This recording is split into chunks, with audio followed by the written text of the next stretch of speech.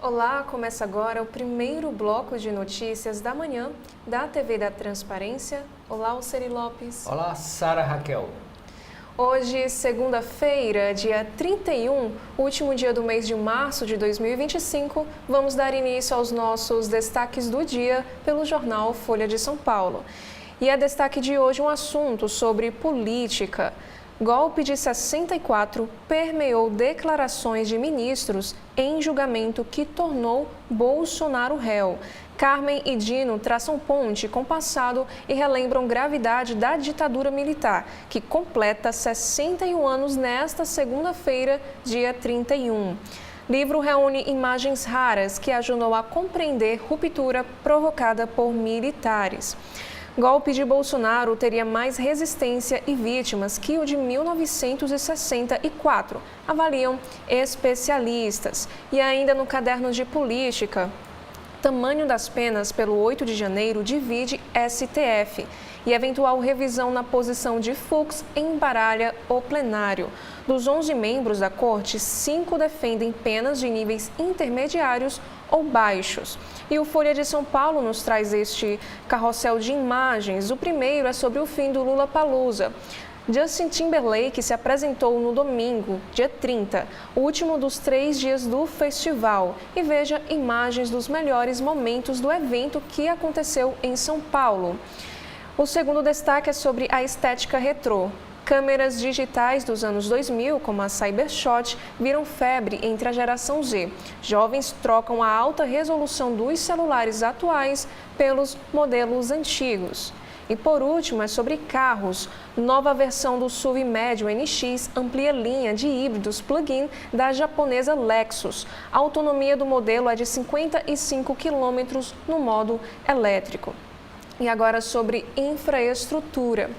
Concessões de rodovias são alvo de 51 propostas no Congresso. Projetos incluem isenção de pedágio, pontos de recarga para elétricos e até oferta de Wi-Fi. E sobre economia, Receita paga hoje lote da malha fina do Imposto de Renda de 2024. Cerca de 120 mil contribuintes que corrigiram pendências apontadas vão receber o dinheiro. E agora sobre imigração. Os brasileiros relatam viver pânico em universidade nos Estados Unidos com decisões de Donald Trump. E agora sobre greve. Sindicatos dos entregadores de aplicativos anunciam greve para os dias 31 de março e 1º de abril. E a categoria pede uma taxa mínima de R$10 por entrega e o aumento do valor por quilômetro rodado. E agora sobre União Europeia. Justiça francesa torna Marine Le Pen inelegível. Período fora das eleições ainda será determinado. Líder da ultradireita foi condenada por desvio de fundos do Parlamento Europeu para a sigla. E agora sobre o governo brasileiro, o Lula deve procurar presidentes de partidos nesta semana para seguir com reforma ministerial. Conversas se arrastam há meses e o presidente só fez trocas em pastas comandadas pelo PT. Seguradora reajusta o plano de saúde de uma criança autista em 379% e a mãe aciona a justiça. E o outro lado, procurada, a Care Plus não deu uma resposta até a publicação deste texto. E agora na seção do Folha de São Paulo, pare para ler a causa e confusão na joia da coroa da ciência americana. Cientistas seniores dos Institutos Nacionais de Saúde temem que pesquisas sobre obesidade, doenças cardíacas e câncer sejam prejudicadas pelo governo Trump. E agora nos especiais, BNDES e CEPAL abrem inscrições para escola em homenagem a Maria da Conceição Tavares. Capacitação em desenvolvimento prevê atividades presenciais no Brasil e no Chile. E no caderno Todas do Folha de São Paulo, Maryland, nos Estados Unidos, busca exonerar mulheres vistas como bruxas nos séculos 17 e 18. E agora, no caderno de economia do jornal, retorno do presencial reforça os fundos imobiliários, mas alta da Selic ainda freia o entusiasmo. Setor de tecnologia brasileiro é dominado por homens brancos. Haddad participa de conferência na faculdade CESPO e faz reunião com homólogo francês. E o ministro da Fazenda vai discutir reformas econômicas, cooperação e sustentabilidade financeira. E ainda neste mesmo caderno, distribuição de dividendos no Brasil cresce 3,7% em 2024. Alta fica abaixo da média emergente. E agora no caderno de política do jornal, Ancine prepara a reformulação de regras de fundos privados de investimento no cinema. E a ideia é simplificar e estimular a atuação desses fundos para atrair mais investimentos. Deputado do PL busca conseguir apoio para a criação de CPI da usina Itaipu Binacional. Luiz Felipe de Orleans e Bragança quer investigar gastos da empresa de energia. E agora, na área de cotidiano, temos aqui 2 destaques sobre violência no Brasil. A primeira é que um policial civil é baleado e morto em bairro da Zona Oeste do Rio de Janeiro. E um sequestrador teria obsessão por adolescente de 13 anos morta no interior de Pernambuco. E abre aspas, invoca o universo para que Ingrid Vitória venha até a mim, escreveu o criminoso em uma carta. E o próximo destaque, ainda na área de cotidiano, porque manter o foco tornou-se ato de resistência nas escolas e na sociedade. No mundo digital, além de não se desconectar, é preciso postar sempre. Nunca tinha ouvido sobre Incel, a conversa de um jovem com os pais sobre a série Adolescência. Ben, de 15 anos, viu série e discutiu sobre influências misóginos masculinos e amizades com garotas. E na editoria internacional sobre os Estados Unidos, bispa de Washington que peitou Trump fala em honrar quem pensa diferente. A reverenda Marian Buddy diz à Folha de São Paulo que nacionalismo cristão distorce ensinamentos. E agora sobre ciência, a Europa quer atrair cientistas afetados por corte de Trump nos Estados Unidos. Instituições veem agora uma janela de oportunidade para reverter fuga de cérebros. E sobre o meio ambiente, também o Folha de São Paulo traz um destaque sobre a Petrobras. Prazo coloca em risco novo leilão da bacia da Foz do Amazonas e pressiona Silveira. O interesse do setor depende de licença do IBAMA e o Ministério avalia alternativas. E agora no caderno de saúde, temos bilhões de bactérias nos pés. Com que frequência devemos lavá-los? Alguns esfregam diariamente e outros dizem que deixar a água escorrer é suficiente. E agora ainda em saúde, sobre audição. Como o barulho virou assassino silencioso ligado a diabetes, doenças cardíacas e demência. Som pode liberar hormônios do estresse e provocar sequelas no organismo.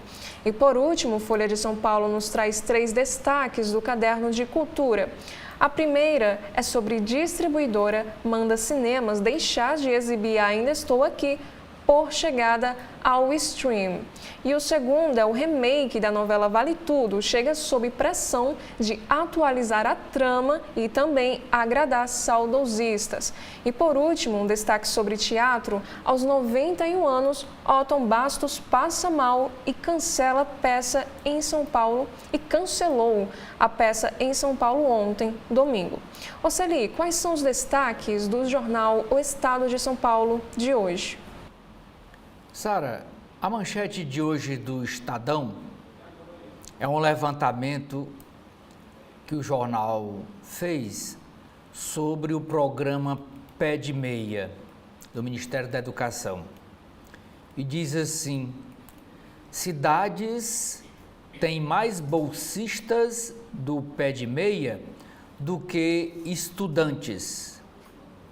Há incoerência em dados de 5 estados. o MEC diz agir em correções.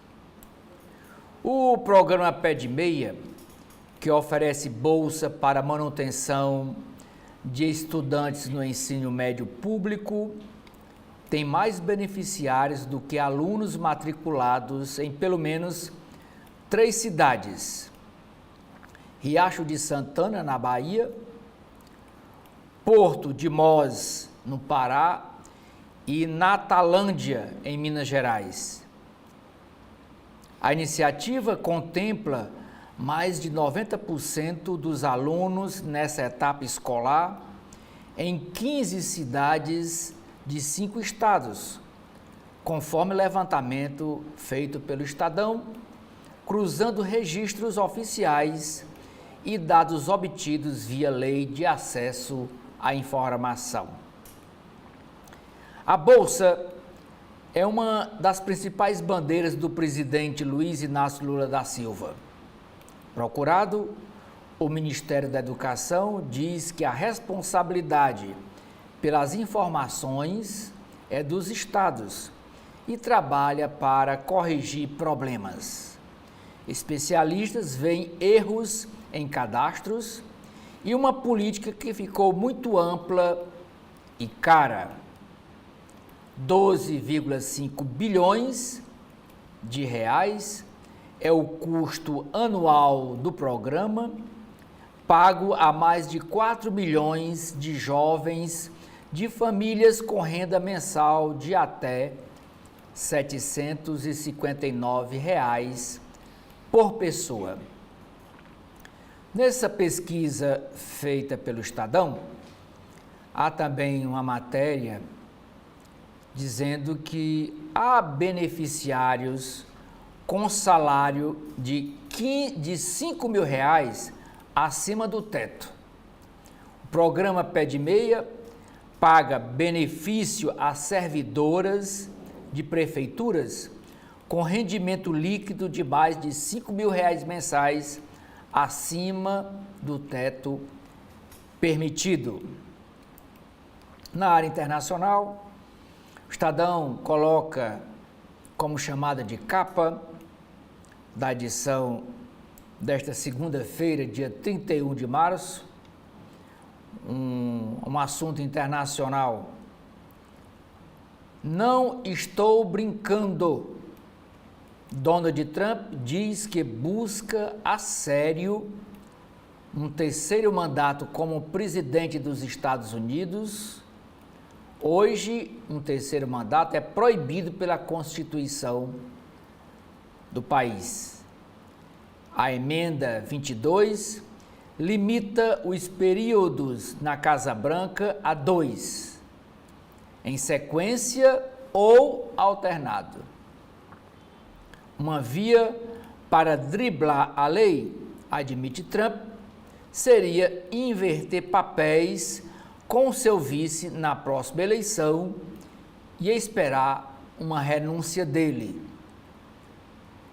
Não é só no Brasil que tem o jeitinho, não.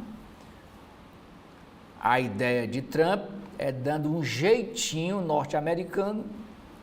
Na próxima, ele candidatar o vice a presidente e ele, presidente, ser o vice, e logo em seguida o vice renunciar para ele subir para presidente, querendo driblar a Constituição dos Estados Unidos. É esse o plano de Donald Trump. Pressão por trégua, isso entre Rússia e Ucrânia. Estados Unidos mudam o tom e ameaçam o petróleo russo. Esta foto em destaque na capa do Estadão é uma matéria para contar a história desse casal. Olha aqui eles aqui abrindo aqui um forno, assando aqui um pão. Insegurança faz famílias migrarem de São Paulo, capital, para o interior do estado. Após o marido sofrer tentativa de assalto com faca A cozinheira Amanda Armelin trocou o apartamento dos sonhos lá no bairro de Santa Cecília, em São Paulo, pela cidade de Americana, a 140 quilômetros da capital. Abre aspas para dizer uma frase da senhora Amanda.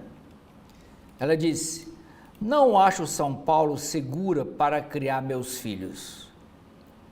O latrocínio, que é o roubo seguido de morte em São Paulo, subiu 23,2% no ano passado."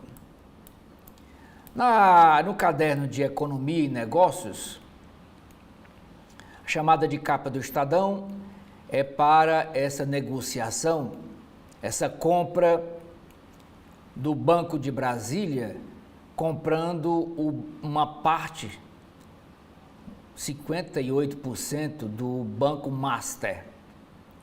E o maior produto do Banco Master consumiria 42% do fundo que protege os clientes.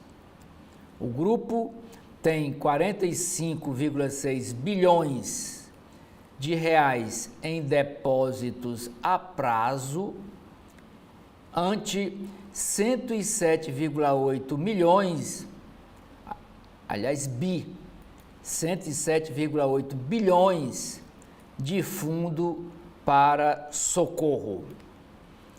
Ainda no mesmo caderno de economia, mercado de capitais.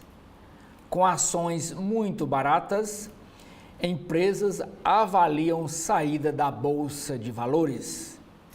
Companhias têm feito consulta sobre fechamento de capital e adotado medidas contra ofertas hostis de compra.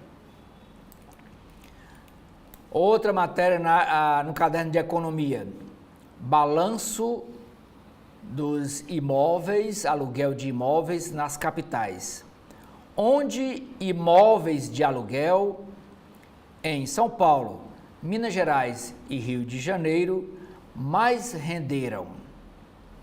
Na área de política, é uma matéria mostrando que o tempo médio para o STF, o Supremo Tribunal Federal, julgar ações penais é de 2 anos. Mas os senhores e as senhoras que acompanharam o nosso primeiro bloco de notícias na manhã de sábado, viu que o presidente do STF, ministro Luiz Roberto Barroso, disse que o ideal é que o julgamento de Bolsonaro e dos outros 33 envolvidos naquela trama de golpe, era bom que se encerrasse esse ano o julgamento, porque próximo ano é ano de eleição, e para não contaminar o julgamento com o período eleitoral. Mas levantamento do Estadão é de que o tempo médio para julgar uma ação penal é de 2 anos.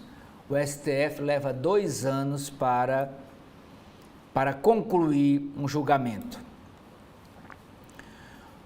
No caderno Paladar desta segunda-feira, o Estadão traz a Páscoa está se aproximando, Semana Santa, e o Estadão traz uma matéria sobre chocolate. O chocolate ideal para fazer seu próprio ovo. Júri testou 9 marcas de chocolate ao leite, seguindo a dica: menos ingredientes para obter melhor qualidade. Ainda no caderno C2 de entretenimento, matéria que também foi chamada na capa da Folha de São Paulo, é sobre esse remake que está estreando hoje na Rede Globo. É um remake da novela Vale Tudo. Essa novela foi exibida originalmente nos anos 80 e hoje ela está sendo não reprisada, ela foi gravada com novos atores, mas a trama e a história são as mesmas. Diz assim: por que e para quem são feitos os remakes de novelas de sucesso do passado? Enredo que parou o Brasil na década de 1980, volta hoje em nova versão. Reedições nem sempre têm êxito, diz o texto do Estadão sobre esse assunto. Sara, o que é que nós temos na capa do jornal O Globo? Oceli, o Globo, na edição deste domingo, nos traz uma manchete sobre o meio ambiente. Fundo Global para Proteção de Florestas é a aposta do Brasil para a COP30. O ministro da Fazenda, Fernando Haddad, quer o apoio de países para a criação de mecanismos que possa captar recursos até no mercado. E o texto desta manchete nos informa o seguinte: o ministro da Fazenda, o Fernando Haddad, pretende amarrar a adesão de países a um fundo global para a proteção de florestas tropicais ao final da COP30 em Belém, que vai acontecer em novembro.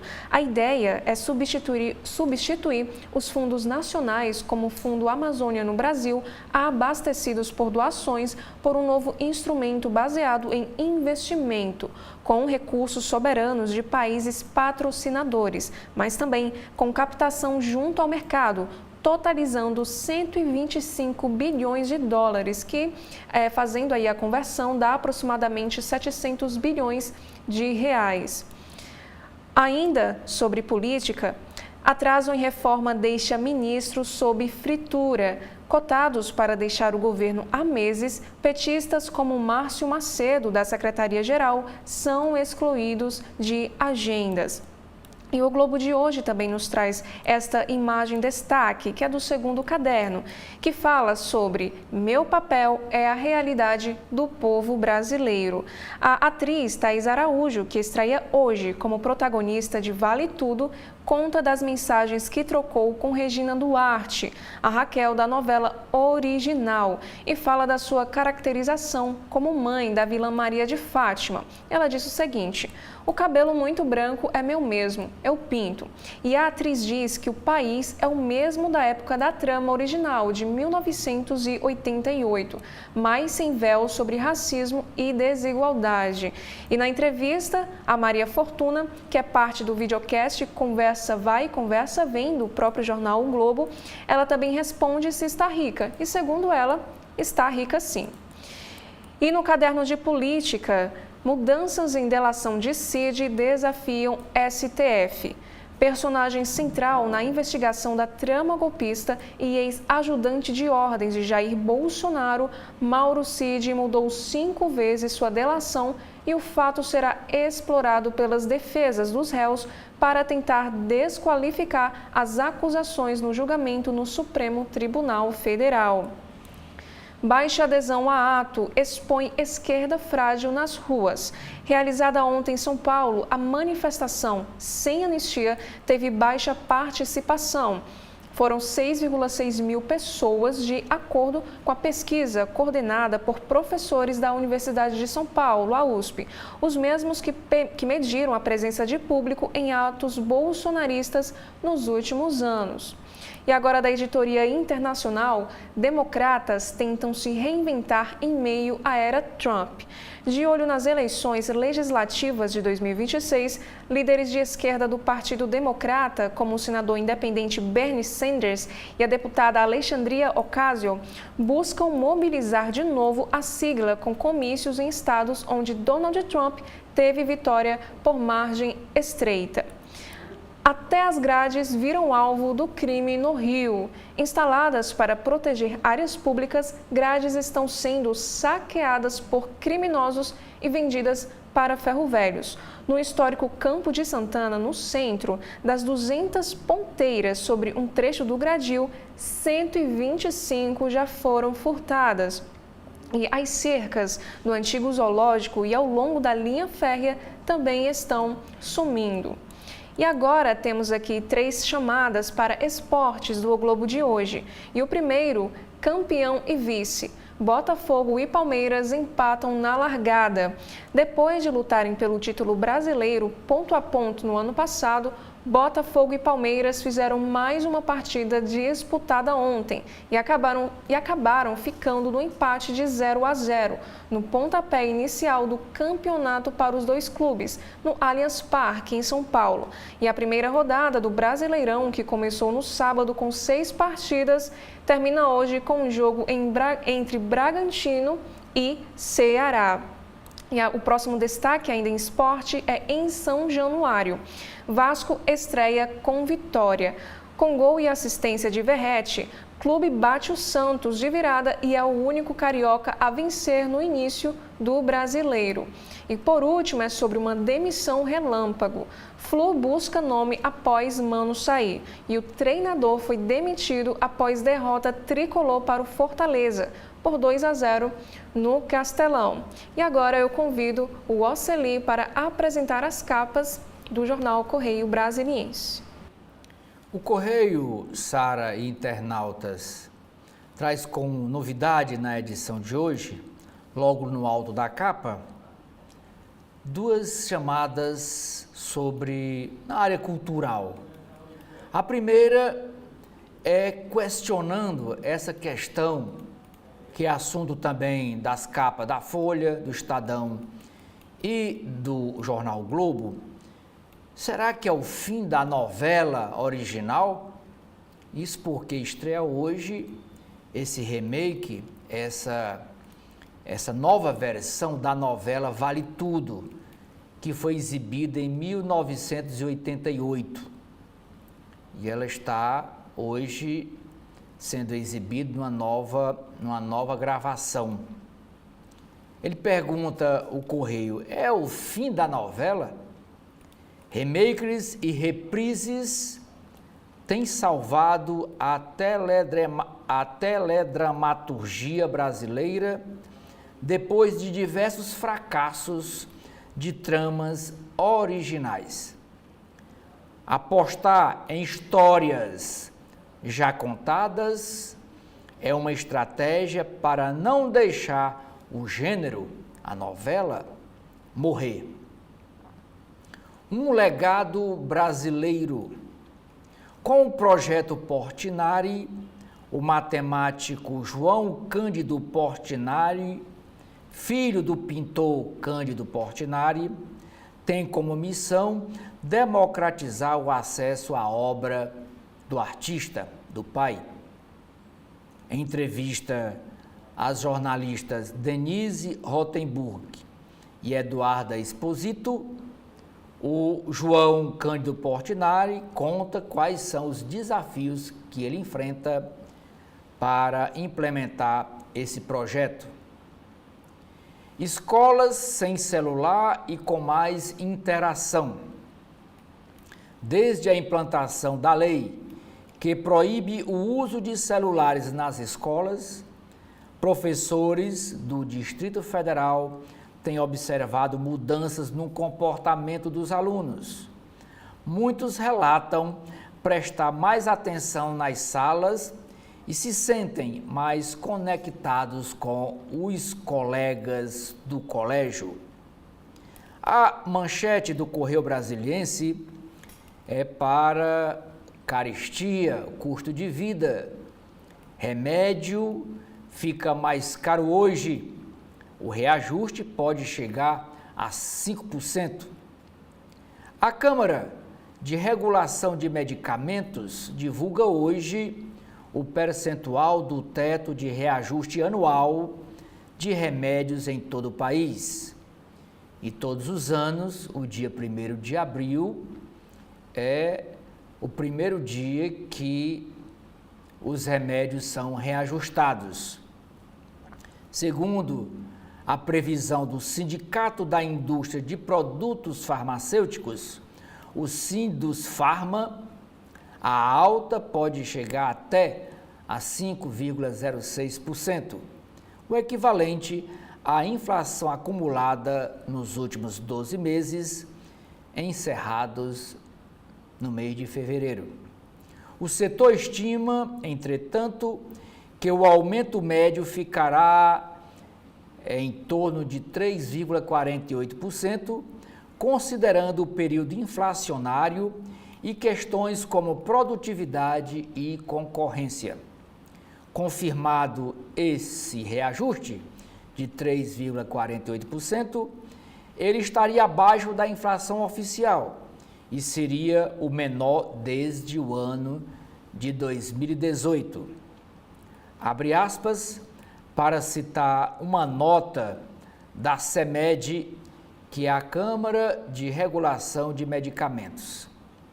A entidade disse: o objetivo do índice é criar um teto para evitar que os aumentos ultrapassem a inflação do período. No fim de semana, lá em Brasília, foi o primeiro com o zoológico, visita ao zoológico e também ao Jardim Botânico de graça. Isso é uma medida do governador Ibanez Rocha. E o Correio Brasiliense foi lá nesses dois lugares para ver a movimentação. Diz assim: dia de visitar parques e bichos. O primeiro domingo de gratuidade no zoológico e no Jardim Botânico de Brasília foi de casa cheia. Os estacionamentos, tanto do zoológico como do Jardim Botânico, ficaram lotados e os gramados tomados por visitantes para piqueniques e brincadeiras. Muitos nunca haviam visitado esses pontos de lazer de Brasília e foram agora porque as entradas foram liberadas, tornadas gratuitas pelo governador do DF. Na área internacional, o assunto é a guerra entre Ucrânia e Rússia. Donald Trump sobe o tom contra Putin, presidente da Rússia, e faz ameaça com tarifa. Empenhado em obter um acordo de paz entre Rússia e Ucrânia, o presidente dos Estados Unidos, Donald Trump, disse ter ficado furioso após Vladimir Putin rejeitar o plano norte-americano de cessar fogo na guerra por 30 dias. O chefe da Casa Branca ameaçou impor tarifas secundárias a Moscou, disse o presidente dos Estados Unidos. Se você comprar petróleo da Rússia, não poderá fazer negócios com os Estados Unidos. É a ameaça que Donald Trump faz, repetindo essa mesma ameaça que ele já fez contra a Venezuela, dizendo que o país que comprar petróleo da Venezuela vai sofrer sanções com aumento de tarifas na importação ou na exportação de petróleo. Na área de economia, o Correio Brasiliense fez uma entrevista com o Doreni Caramori Júnior, ele que é o presidente da Associação Brasileira de Promotores de Eventos. E nessa entrevista ao podcast do Correio, ele reclamou do encerramento, segundo ele, abrupto, do PERSE, Programa Emergencial de Retomada do Setor de Eventos. E esse fim desse benefício foi anunciado pelo governo através do ministro Fernando Haddad. Ele disse que esse mês termina o PERSE, que foi criado, é uma isenção fiscal para as empresas hotelaria, empresas de eventos, casas de shows, buffets. Foi uma isenção fiscal durante o período da pandemia, porque ninguém saía de casa para fazer lazer, nem ir para a festa. Aí o governo isentou, mas dizendo que até 15 bilhões, quando completassem os 15 bilhões, o programa seria encerrado. E agora, o presidente da Associação Brasileira de Promotores de Eventos, claro, está reclamando o fim da isenção fiscal, porque agora todas essas empresas deverão pagar de novo a tarifa de impostos na inteira, né? Na íntegra. Hoje, 31 de março de 2025, estamos completando 61 anos da Revolução. Uns chama de Revolução Militar, outros chama de golpe. E o Correio registra isso na sua capa. A tentação bate a caserna. Passados 61 anos do golpe de 64, militares são réus no STF em razão da histórica obsessão de se embrenhar na política. Para alguns, é preciso estar de prontidão contra o inimigo interno. E ontem, domingo, em várias cidades brasileiras, houve manifestação contra o projeto da anistia para os brasileiros que participaram da quebradeira no dia 8 de janeiro de 2023, lá em Brasília, aquela multidão que invadiram as sedes dos três poderes da República, Judiciário, STF, Legislativo, Câmara e Senado, e Palácio do Planalto, Poder Executivo,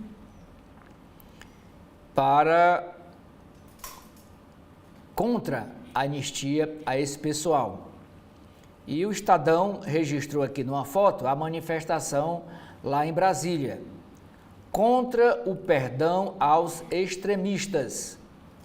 Protestos contra a anistia aos presos pelos atos golpistas tomaram as ruas de 8 capitais brasileiras. Em Brasília, o Eixão Norte, uma das vias, aquelas vias largas que passa ao lado ali do Congresso Nacional, no plano piloto, foi palco de manifestação. E aqui a foto desses senhores e senhoras segurando aqui uma faixa sem anistia, está escrita. E por último, o Correio traz aqui uma homenagem póstuma ao Dr. Francisco Pinheiro Rocha, educador e gestor dedicado, médico, pioneiro que ajudou a construir os hospitais de Brasília. Francisco Pinheiro Rocha morreu na noite de sábado aos 95 anos. Sara, o que é que nós temos na capa do jornal cearense O Povo? Oceli, a manchete de hoje do O Povo é sobre o acesso à natureza nas instituições escolares. 50% das escolas aqui de Fortaleza não tem área verde. Uma pesquisa nacional aponta também que 40,6% das unidades de ensino têm temperaturas até 1 grau Celsius maiores do que a média de Fortaleza, que é a quarta capital com menos áreas verdes no país. E no caderno também de economia, a Enel faz pedido para renovar concessão no Ceará. E no caderno de vida e arte do jornal de hoje, Jesuíta Barbosa revela bastidores para interpretar Ney Matogrosso em Cine Biografia. E nas páginas azuis, a estilista Silvânia de Deus levanta a bandeira da moda há 40 anos e, segundo ela, vestir-se é um ato político.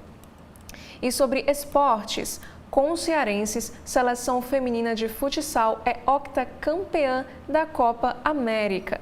E agora, na editoria de política do jornal O Povo, Guimarães sinaliza opções para comandar PT e responde a críticos. E em cidades, nós temos aqui esta imagem que fala sobre a Festa Anual das Árvores, que discute educação ambiental e preservação. E sobre cidades, mais uma vez, outro destaque, a empresa de internet diz ter perdido 2.000 clientes com os ataques de facções a provedoras de internet, que vem acontecido aqui desde fevereiro no Ceará. E por último, temos um destaque do colunista Henrique Araújo. Camilo Santana atua para manter Cid Gomes no Senado. E quais são os destaques do Valor Econômico de hoje, Alceli? O Valor Econômico traz matérias sobre, tem um caderno especial, Sara, sobre energias renováveis, diversificação da matriz elétrica demanda novo modelo setorial. Geopolítica, Pequim pressiona a empresa de Hong Kong a cancelar a venda de portos no canal do Panamá. Saneamento, leilões de 2025, este ano, e no próximo ano de 2026, devem estimular investimentos de 95 bilhões de reais. A manchete do Valor Econômico é sobre o trabalho no agronegócio. E a ocupação no agro cai e renda média cresce com o uso de mais tecnologia. O número de pessoas ocupadas trabalhando na agropecuária no Brasil caiu por 3 anos seguidos e no ano passado chegou ao menor nível desde 2012, quando começou a série histórica do IBGE. Ano passado, 2024, a queda na ocupação foi de 3% para 7,88 milhões de pessoas empregadas no agronegócio. O desempenho foi no sentido contrário ao do mercado de trabalho nacional, já que o número total de trabalhadores, no geral, cresceu 2,6% no último ano. O movimento reflete a automação das fazendas, o qual diminui a demanda por postos de trabalho de baixa qualificação e aumenta a mão de obra com mais competências técnicas.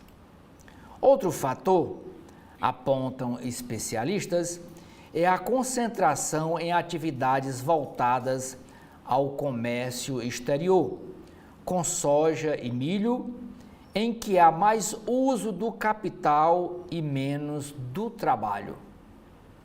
Mais recentemente, o bom momento do mercado de trabalho também elevou a atratividade de outros setores para as pessoas com escolaridade menor, diante de salários mais baixos no campo. Abre aspas. O universo agro, para crescer como temos observado, o fez com incorporação de tecnologia, fazendo inovações, afirma Felipe Serigati, da Fundação Getúlio Vargas Agro. A produtividade do trabalho na agropecuária cresce mais do que a média geral da economia desde 2022. Em 2024, as taxas foram de 1,6% no campo e 0,1% na economia como um todo, segundo o Observatório da Produtividade Regis Bonelli, da Fundação Getúlio Vargas, IBRE. A diferença foi ainda maior em 2023. Foram 22,3% no agro e 2,3% no restante do país. De acordo com o Serigati, o Felipe Serigati, especialista, a renda média no setor cresceu 7,5% dos últimos 4 anos. Na média do país, entretanto, o rendimento da agropecuária é o menor de todos os setores, embora no centro-oeste já ultrapasse o da indústria. Além disso, o crescimento ainda ficou abaixo da inflação acumulada no período.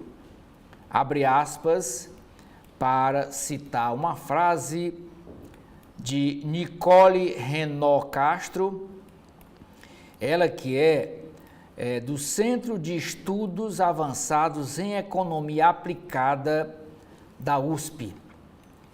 A professora disse: o trabalho no campo recua, mas se desloca para outras atividades, fora das fazendas, mas dentro do agro.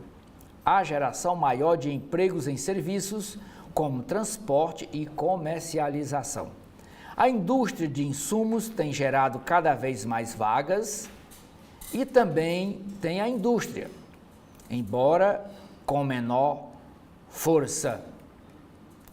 Outra matéria de destaque aqui na capa do Valor Econômico é sobre essa compra do Banco Master pelo BRB, que é o banco lá de Brasília. A operação de compra do Master por BRB agita o mercado.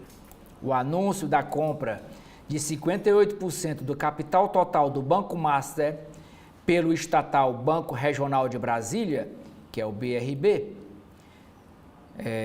o anúncio foi feito sexta-feira passada, por cerca de 2 bilhões de reais, foi recebido com surpresa.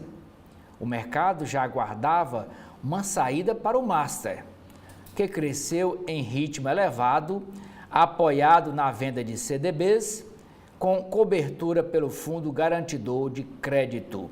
O custo alto das captações espremia a liquidez da instituição, mas a expectativa era que a compra fosse por um banco maior, além de o BRB, que é o Banco Regional de Brasília, ser menor que o Master. A estrutura da operação é incomum, o que deve tornar a análise complexa. O Banco Central avaliará a operação e poderá vetá-la. O Valor Econômico apurou que conversas com outros bancos não avançaram. Acreditamos que será bom para ambos, diz Daniel Vorcaro, presidente do Master, que manterá o controle da instituição, um dos pontos que surpreenderam o mercado. Para Paulo Henrique Costa, que é o presidente do Banco Regional de Brasília, as operações são complementares. Repactuação de concessões de infraestrutura anima o setor no país. Brasil e os Estados Unidos terão um novo contato antes do tarifaço de Trump começar a valer. E, por último, é chamada de capa, fundos de pensão têm déficit anual de 9,8 bilhões de reais. Edson. Bom, nas páginas internas do jornal O Estado de São Paulo de hoje, a coluna do Estadão escreve o seguinte texto: Infraero amplia aeroporto em base eleitoral de deputado que emprega mulher do presidente. O presidente da Infraero, Rogério Barzilai, autorizou neste mês obras de 30 milhões de reais no aeroporto regional de Paranavaí. A cidade no noroeste do Paraná, com pouco mais de 95 mil habitantes, é terra natal e base eleitoral do deputado federal Tião Medeiros, do partido PP.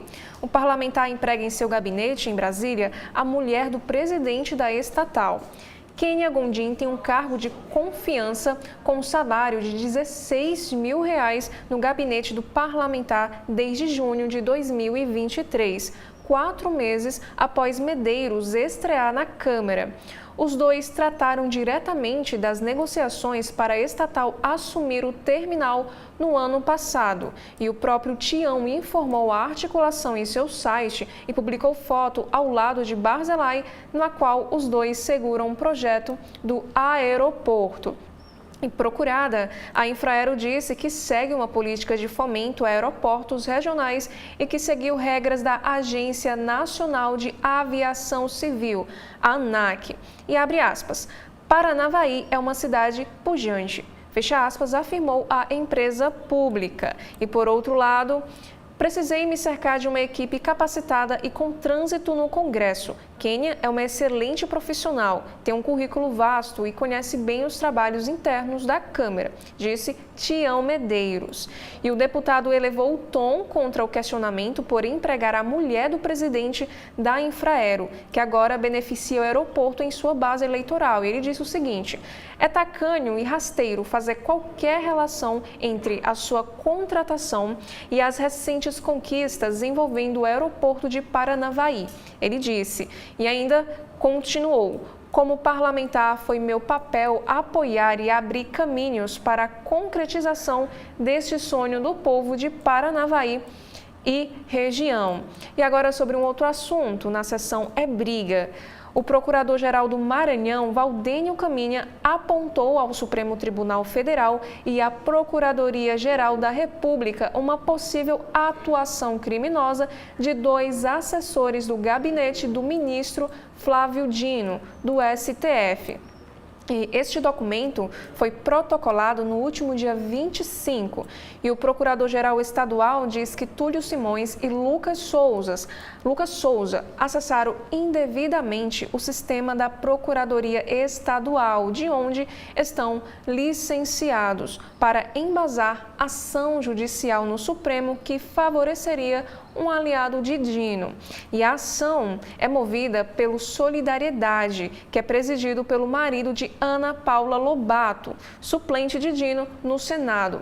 E o partido pede que o Supremo suspenda nomeações em diversos órgãos do Estado de parentes, consanguíneos ou por afinidade, do governador do Maranhão, Carlos Brandão, hoje rompido politicamente com o ministro Flávio Dino.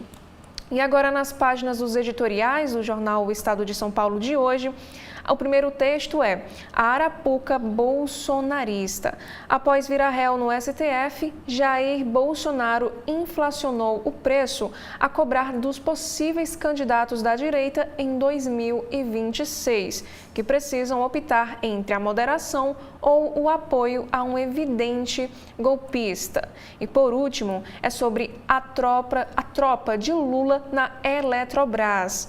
Para suas novas vagas nos conselhos da empresa, Lula indica Manteiga e uma pleiade de aliados que conhecem o setor elétrico e saberão como ninguém fazer prevalecer os interesses do governo. Agora, nas páginas internas da editoria de política, a primeira matéria é sobre a ação penal do golpe. De 2002 para cá, média para julgar ações penais no STF é de 2 anos. Para concluir a investigação a respeito dos atos do 8 de janeiro de 2023, ainda neste ano de 2025, o Supremo terá que mudar o ritmo que tem sido usual na Corte, de 722 dias. E o levantamento considera o tempo entre o início da atuação da Corte, como o recebimento da denúncia e a decisão colegiada tomada por turmas ou plenário. Mas, nos processos relatados pelo Alexandre de Moraes, tempo tem sido de 1 ano a 9 meses. Agora, sobre a manifestação contra a anistia. Ato convocado por Boulos leva 6,6 mil a Paulista. E o texto dessa matéria nos diz o seguinte: em ato esvaziado na Avenida Paulista ontem, diante de 6,6 mil pessoas, o deputado federal Guilherme Boulos, do partido PSOL de São Paulo, e aliados protestaram contra o projeto de lei que anistia os condenados pelos ataques do 8 de janeiro de 2023 em Brasília. E durante o seu discurso, ele afirmou que a base governista vai barrar a proposta na Câmara dos Deputados e também provocou o ex-presidente Jair Bolsonaro, que se tornou réu por tentativa de golpe de Estado. Ministros e também integrantes do governo não participaram. E abre aspas. O mundo gira e nós ainda vamos ter oportunidade de pegar a Comissão de Direitos Humanos da Câmara e levar a marmita da cozinha solidária para ele lá na Papuda. Fecha aspas, disse Boulos, em referência ao ex-presidente. E na última sexta-feira, Edinho Silva, favorito a assumir a presidência do PT, afirmou que para colocar 10 mil pessoas na rua, suamos sangue. E esta mobilização foi uma resposta à manifestação organizada por Bolsonaro e pelo pastor Silas Malafaia no Rio de Janeiro, no dia 16 de março, que teve entre suas principais bandeiras justamente a defesa da anistia aos envolvidos no ataque às sedes dos 3 poderes. E a próxima matéria, ainda na editoria de política, é sobre o Executivo. A Secretaria de Comunicação Social da Presidência, a SECOM, de Sidônio, leva a maior fatia de verbas. O ministro injetou cerca de 36 milhões de reais para anúncios em rádio, TV, internet, mídias digitais e revistas e triplicou campanhas. E 26 milhões de reais já foram gastos pelo ministro da Secretaria da Comunicação Social de Lula em propagandas para televisão, rádios e meios de comunicação online e levaram 3,3 milhões de reais cada. E no texto do jornal Estado de São Paulo também nos revela que o Grupo Globo, com seus vários veículos, embolsou mais da metade do dinheiro destinado à TV e foram 13,7 milhões de reais até o momento. E em nota, a SECOM disse o seguinte: a escolha dos meios para divulgação e veiculação de material publicitário leva em conta critérios técnicos, tais como audiência, perfil do público-alvo, perfil editorial, cobertura geográfica, além da diversificação do investimento por meios e veículos para proporcionar amplitude de atingimento das ações. E também continuou falando o seguinte: dessa forma, os investimentos são distribuídos conforme a natureza de cada campanha e o comportamento do público-alvo. E agora a próxima matéria é sobre consensos femininos. Mulheres convergem em temas como igualdade e segurança, revela uma pesquisa. Estudos dos institutos Update e IDEA apontam que divergências são maiores em relação a pautas ligadas a temas morais e de religião. E aqui estão os resultados desta pesquisa. 77% das entrevistadas apontam a violência como o maior problema do país. 94% delas defendem igualdade salarial entre homens e mulheres. 72% concordam que mais mulheres devem ocupar cargos eletivos. E 16% apoiam a legalização do aborto. E 16% também são contra a prisão para quem realiza o procedimento fora dos casos previstos em leis. E, por último, 66% dizem se sentir representadas na política. E agora, em relação ao espectro político, 24% das mulheres ouvidas nesta pesquisa dizem ser de direita. E, outro lado, 22% afirmam ser de esquerda, enquanto 16% de centro. E agora, no caderno de internacional, temos aqui a primeira matéria, que é sobre os Estados Unidos. O Trump diz que busca seriamente obter terceiro mandato, vetado pela Constituição. Comentários foram indicação mais clara do presidente até agora sobre intenção de ultrapassar barreira legal. Republicano encerrará a atual presidência com 82 anos de idade. E as emendas constitucionais exigem a aprovação de 2/3 do Congresso e 3/4 dos estados. E ainda sobre Donald Trump, o republicano critica Putin e ameaça punir quem comprar o seu petróleo. O Trump tenta pressionar o líder russo por um acordo de paz com a Ucrânia e exige trégua em 30 dias. E sobre a França, Justiça decide hoje se Le Pen ficará inelegível. Se for condenada por desvio de fundos do Parlamento Europeu, líder da ultradireita pode ficar impedida de concorrer por 5 anos. E ainda no mesmo caderno internacional, réplicas assustam Mianmar, que ainda tenta resgatar sobreviventes desde o terremoto de magnitude 7,7. Busca no país tem sido conduzida principalmente por moradores locais, sem ajuda de equipamentos pesados. Os esforços oficiais de socorro priorizam prédios governamentais e moradias de funcionários. E agora, na editoria Metrópole sobre educação, cidades têm mais gente recebendo pé de meia do que alunos. Em ao menos 3 municípios de Bahia, Pará e Minas Gerais, o programa federal supera o número de matriculados no ensino médio. E o Ministério da Educação diz que estados são os responsáveis pelos dados. A reportagem encontrou 15 cidades com 90% ou mais dos estudantes de ensino médio da rede pública recebendo pé de meia. E em algumas, o número de beneficiários na base de dados do MEC supera o de estudantes do ensino médio. E a próxima matéria, ainda sobre essa mesma polêmica do programa Pé de Meia, o programa paga beneficiários com renda além do teto. Há casos de pessoas com rendimento de mais de R$5 mil por mês, responsáveis por jovens que receberam a Bolsa Pé de Meia. E o benefício só pode ser pago a jovens de famílias com renda mensal de até meio salário mínimo por pessoa. E ainda na mesma editoria, Prefeitura de São Paulo estuda instalar teleférico na região da Brasilândia. Proposta divide opiniões e parte dos moradores defende outros investimentos prioritários no distrito da Zona Norte.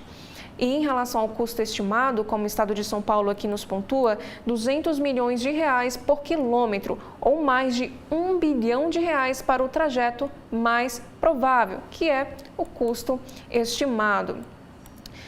Insegurança pública. Eles saíram de São Paulo com medo da violência. Não é segura para criar os meus filhos. Receio de sair na rua à noite e ansiedade com risco de assaltos fazem famílias buscarem destinos mais tranquilos. Centro de São Paulo está mais limpo do que antes. O novo subprefeito da Sé, que já ocupou o cargo, diz que dará continuidade ao trabalho do antecessor. Coronel da Reserva e ex-comandante-geral da Polícia Militar, ele, que no caso é o Marcelo Vieira Salles, foi subprefeito da Sé de 2021 a 2023 e agora retorna ao cargo. E no caderno de esportes, a primeira matéria é sobre o Campeonato Brasileiro. Palmeiras empata com Botafogo na estreia do Brasileirão e é vaiado. Dominado pelo time carioca, Alviverde joga mal e só não tem resultado pior por causa da boa atuação do goleiro Everton e da ineficácia botafoguense nas finalizações. E a próxima matéria, de volta à elite, Santos sofre virada do Vasco. O centroavante vascaíno foi essencial na virada do Vasco, fez um gol e deu assistência para o outro. E aqui eles estão falando do jogador Verratti. A próxima matéria, ainda sobre esportes, Com reservas, Corinthians arranca empate com Bahia.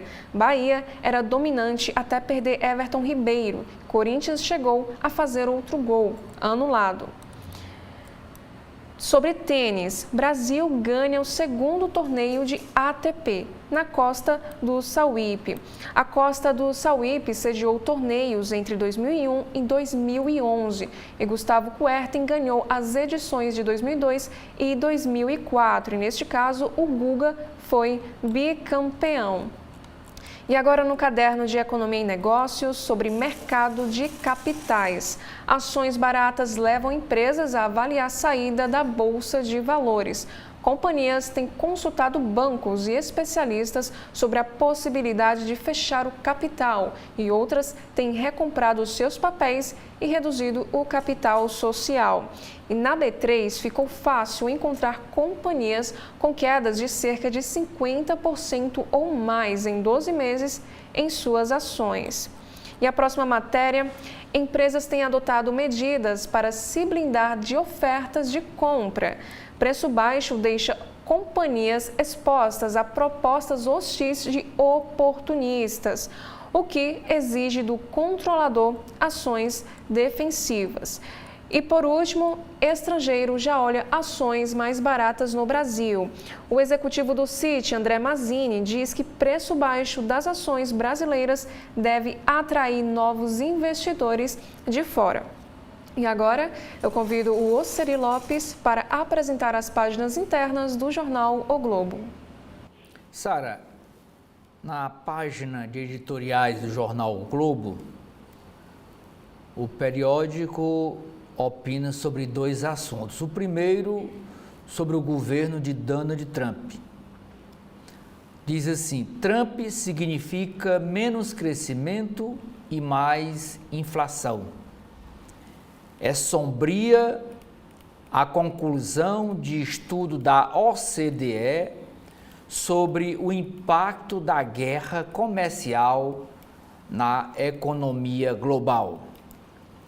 O segundo tema, analisado hoje pelo jornal O Globo: Elo, com máfias italianas, desafia o combate a crime organizado no Brasil. Grupos mafiosos movimentaram pelo menos 12 bilhões de reais no país desde 2009, revelam investigações. Nos artigos, o Globo traz hoje um artigo aqui do Preto Zezé, que é aqui de Fortaleza, cearense. O título do artigo dele: Desafios para a Diversidade. E o Preto Zezé é um dos dirigentes nacionais da CUFA. Nas páginas de política, primeira matéria é falando das várias delações premiadas do tenente-coronel Mauro Cid, ex-ajudante de ordens, era o faz-tudo do ex-presidente Bolsonaro.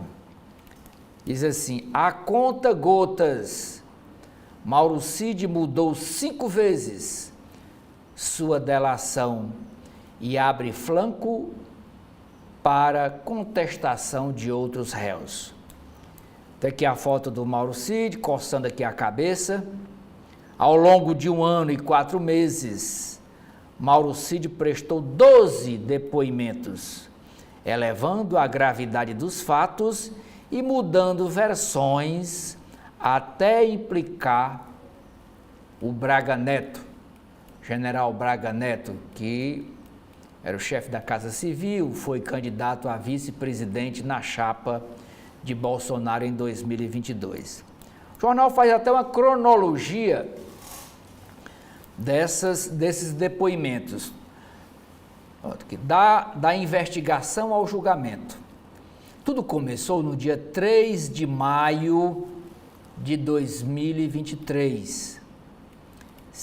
Mauro Cid é preso em operação da PF que apura falsificação no cartão de vacina de Bolsonaro, cujo processo foi agora até arquivado a pedido da Procuradoria-Geral da República.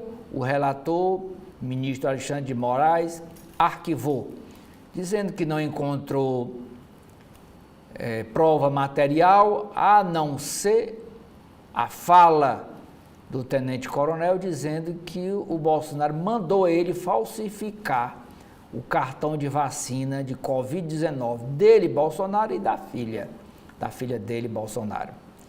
Isso no dia 3 de maio de 2023, Mauro Cid foi preso. No dia 28 de agosto do mesmo ano, o militar presta à Polícia Federal 6 depoimentos diferentes sobre os assuntos: desvio de joias, inserção de dados falsos no cartão de vacina, milícias digitais e trama golpista. Quando foi no dia 9 de setembro do mesmo ano, de 2023, o tenente-coronel é solto da prisão por decisão do ministro do STF, Alexandre de Moraes, que homologa o seu acordo de delação premiada. Passado o ano de 2023, quando foi no dia 11 de março de 2024, já na condição de delator, Cid volta a prestar 2 depoimentos à Polícia Federal. Na ocasião, ele dá mais detalhes sobre o envolvimento de Bolsonaro na trama golpista. Isso no dia 11 de março.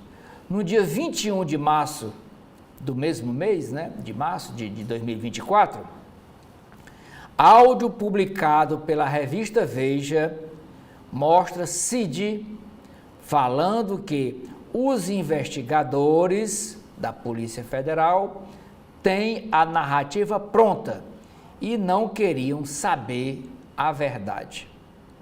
Isso no dia 21 de março. Quando foi no dia 22, no dia seguinte, o tenente-coronel é chamado para dar explicações sobre esse áudio publicado pela revista Veja. E ele falou ao juiz auxiliar de Alexandre de Moraes, e desse depoimento ele saiu preso sob a acusação de violar o acordo de delação premiada. Isso no dia 22 de março. No dia 9 de abril do mesmo ano, o militar presta depoimento à Polícia Federal sobre a gravação vazada, sobre o áudio vazado, e conta a quem pode ter feito o desabafo. No dia 3 de maio, o tenente-coronel é solto de novo, por decisão de Alexandre de Moraes. Isso no dia 3 de maio. E nesse mesmo dia 3 de maio, o ministro resolve manter a validade da delação premiada. Aí no dia 19 de novembro de 2024, o Procurador-Geral da República se manifesta a favor de nova prisão preventiva ao delator devido à omissão em seus depoimentos de Mauro Cid. Isso no dia 19. No dia 21 de novembro, o Cid presta depoimento a Alexandre de Moraes, ao próprio relator, ministro Alexandre de Moraes, em que, nesta vez, implica Braga Neto como personagem central no plano de golpe. A Procuradoria-Geral da República desiste do pedido de prisão e Alexandre de Moraes fica satisfeito com a oitiva, com o depoimento de Mauro Cid. Isso no dia 21 de novembro. No dia 5 de dezembro do ano passado, o tenente-coronel volta a depor à Polícia Federal para dar mais informações sobre o envolvimento de Braga Neto e sobre aliados de Bolsonaro que tentaram saber sobre os seus depoimentos. Depoimentos dele, Mauro Cid. Terminado o ano de 2024, agora vamos para o ano de 2025. No dia 18 de fevereiro, agora passado, a Procuradoria-Geral da República denuncia Mauro Cid, Bolsonaro, Braga Neto e outras pessoas por envolvimento numa tentativa de golpe de Estado para manter o ex-presidente no poder. Isso no dia 18. No dia 19 de fevereiro, Moraes levanta o sigilo da delação premiada de Mauro Cid, de todos os depoimentos. Levantou o sigilo, aí no outro dia, no dia 20, os jornais nacionais todos deram os pormenores das oitivas dos depoimentos do Mauro Cid. E agora, no dia 26 de março, o Mauro Cid, Bolsonaro, Braga Neto e outras 5 pessoas viraram réus pela primeira turma do STF pela trama golpista. E vamos aguardar as cenas dos próximos capítulos. Ainda nas páginas de política do Jornal Globo, nós temos a matéria com as manifestações de ontem, Brasil afora, contra a anistia a esse pessoal ligado a Bolsonaro. E aqui é uma matéria sobre como é que foi a manifestação lá em São Paulo. Lá no Rio de Janeiro. Protesto da esquerda contra Bolsonaro reúne 6.600 pessoas. Quem registrou isso e quem contou foi a USP, a Universidade de São Paulo. Esse mesmo grupo de pesquisa calculou que o ex-presidente Bolsonaro reuniu 18.300 pessoas a seu favor há 2 semanas atrás no Rio de Janeiro. Aqui a manifestação lá em São Paulo, na Avenida Paulista. A marcha saiu em passeata no final da Avenida Paulista, passou pelo bairro do Paraíso e terminou em frente à antiga sede do DOI-CODE. O DOI-CODE foi o centro de tortura do pessoal da ditadura, na época da ditadura militar. Foi lá que o Rubens Paiva foi investigado, foi ouvido. A mulher dele, a dona Eunice Paiva, também foi ouvido. E depois que ele entrou lá, não se viu mais o Rubens Paiva, deputado federal.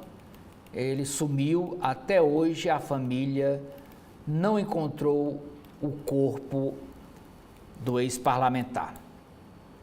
Em 8 capitais tiveram atos organizados pela esquerda contra a anistia para os condenados pelo dia 8 de janeiro de 2023 e também essas manifestações defenderam a prisão de Bolsonaro. E por falar em Bolsonaro, na mesma página aqui no Jornal Globo, tem uma entrevista com a deputada federal do PL de São Paulo, a Carla Zambelli, e ela diz que se arrepende de ter perseguido aquele homem com a arma em punho. Deputada responde pelo caso no STF, que já formou maioria pela sua condenação. E nesta matéria, o Globo cita a entrevista que é publicada hoje na Folha de São Paulo, uma entrevista, toda segunda-feira a Folha de São Paulo traz uma entrevista. E a entrevista de hoje da Folha é com a Carla Zambelli. E esta matéria é tirada dessa entrevista. E aqui, ó, em entrevista ao jornal Folha de São Paulo, a parlamentar também afirmou que se sente abandonada por Jair Bolsonaro e contou que ficou chateada ao ter sido culpada pela derrota do ex-presidente para Lula em 2022. E ela diz nessa entrevista também, na Folha de São Paulo, que não é a primeira vez que Bolsonaro abandona os seus aliados pelo caminho. Ela está muito, como ela diz aqui, muito chateada com o ex-presidente Bolsonaro. Lula protela a reforma ministerial e ministros viram zumbis. Não sabe para onde vai. Diz assim a chamada desta matéria aqui na página 8 do jornal Globo. Parte dos auxiliares, cotados para deixar a equipe do primeiro escalão do governo, passa por fritura no cargo, com eventos desmarcados, ausência em viagens e lançamento de programas das pastas adiados. Esse é o caso, por exemplo, do ministro Márcio Macedo, ele que é ministro da Secretaria-Geral da Presidência da República, e é o caso também da ministra Cida Gonçalves, ela que é ministra das Mulheres. O presidente Lula ainda mantém no governo ministros que entraram na lista de possíveis demissões. Frituras são feitas no dia a dia. Na corda bamba, quem é que está na corda bamba aqui, segundo o jornal Globo? Está o ministro Márcio Macedo, ministro da Secretaria-Geral da Presidência da República, não viaja mais com o presidente, inclusive ele não viajou por essa viagem para o Japão e para o Vietnã, e tem poucas reuniões com Lula, mesmo despachando lá no Palácio do Planalto. Segundo o registro das agendas oficiais, não houve nenhuma reunião entre os dois, entre Lula e entre Márcio Macedo, este ano. No mesmo período de 2024, do ano passado, foram 5 compromissos logo nos primeiros meses do ano de 2024. 5 audiências com Lula. E até agora já estamos hoje, o último dia de março, janeiro, fevereiro, março, 90 dias, e o Márcio Macedo vê o Lula só de longe, não despachou uma vez ainda com ele este ano. Outra ministra que está na corda bamba, Cida Gonçalves. Lula cancelou participação em evento alusivo ao Dia Internacional da Mulher. Esse evento programado e planejado pela Cida Gonçalves. Com isso, a cerimônia foi suspensa e os anúncios previstos até hoje não foram feitos. Janja da Silva, a primeira-dama do país, também cancelou, sem justificativa, a ida a Nova York com a ministra das Mulheres para evento ligado à ONU. A ministra foi, mas foi só. Janja não quis ir com ela, estava previsto, mas não quis. Outro que está na corda bamba, Paulo Teixeira. Apesar de cotado para cair na reforma ministerial, o ministro do Desenvolvimento Agrário participou de reuniões com Lula devido à crise causada pela alta no preço dos alimentos. Uma agenda ao lado do presidente em Minas Gerais, no início deste mês de março, foi vista pelo seu entorno como um sinal de sobrevida, mas ainda está na corda bamba. As primeiras trocas no ministério de Lula, antes dele viajar, foi Primeiro foi o Paulo Pimenta. Ele foi o titular da SECOM, que é a Secretaria de Comunicação do governo Lula, deixou o cargo no início de janeiro, após reclamações públicas de Lula sobre a comunicação do governo. Aí ele foi substituído pelo marqueteiro da campanha de Lula, o Sidônio Palmeira, que fez a campanha de Lula em 2022 e tem como principal missão, agora, reverter a queda de popularidade do presidente. A outra que foi demitida foi a ministra da Saúde, a Anísia Trindade. Foi no mês passado, de fevereiro, após demonstrar insatisfação com a falta de resultados da pasta do Ministério.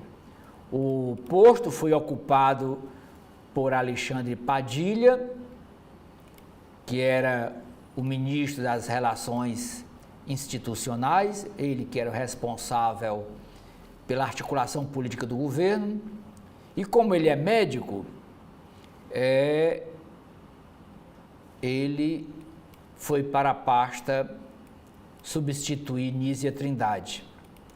E também ele foi titular também da pasta do Ministério da Saúde na época do governo de Dilma Rousseff. E quem assume o lugar de Alexandre Padilha no Ministério das Relações Institucionais foi a deputada federal Gleice Hoffmann. Ela saiu lá da Câmara Federal e também deixou a presidência do PT, presidência nacional do PT, e assumiu essa missão de ser articuladora política do governo Lula. Então foram essas aqui as trocas, e agora o jornal está dizendo que espera agora, depois dessa viagem internacional, o Lula retome a reforma ministerial e agora conversando com os partidos do Centrão, que é o PP, o presidente é o Ciro Nogueira, aqui o senador do Piauí, é o PSD, que o presidente nacional é o Kassab, Gilberto Kassab, que hoje é secretário do governo de São Paulo, e o MDB do Baleia Rossi. Sobre as eleições de 2026, o jornal o Globo diz que o governador do Paraná, o Ratinho Júnior, filho do apresentador Ratinho, ele acena ao eleitorado de direita e tenta se cacifar ao Palácio do Planalto, a uma possível candidatura no próximo ano.